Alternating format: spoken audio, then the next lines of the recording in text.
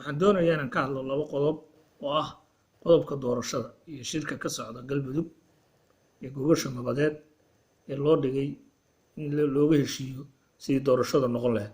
labadaas qodob aan doonayaa inaan ka hadlo, saas aawadeed bal heestan wax yar ila dhegaysta, kabacdina dooda ayaan geli doonaa.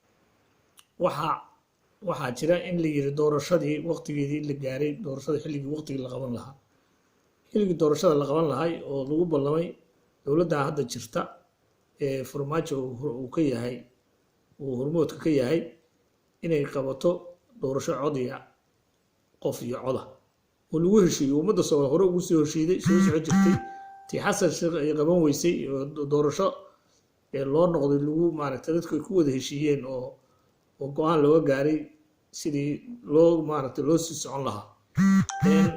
farmaajo waqtigii ayaa ka dhamaaday asagoo weli caado kasii xagga amniga oo ka siliito xilligii xasan sheekh xagga maaragtay bulshada isku xiraanteedii tafaraaruq iyo mid walba meel uu taagan yahay.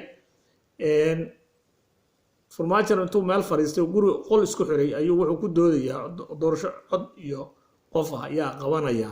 goormaad qabanaysaa? ma 3 bilood waqtigaada ka dhiman miyaad ku qabanaysaa? ma 4 bilood ku qabanaysaa? maya, ma rabo. ujeedku waxa weeye inuu yiraahdo muddada halii kordhiyo 2 sano, haddana 2 sano cod qof waa qabo waay, haddana 2 kale haliigu daro, haddana waa qabo waay, haddana 2 kale haliigu daro. sheekadaas wuxuu rabaa inuu ummadda waqtigeedii iyo mustaqbalkeeda ku lumiyo, taasuna yeerime ummadda Soomaaliyeed. xilka waa loo wada sinan yahay.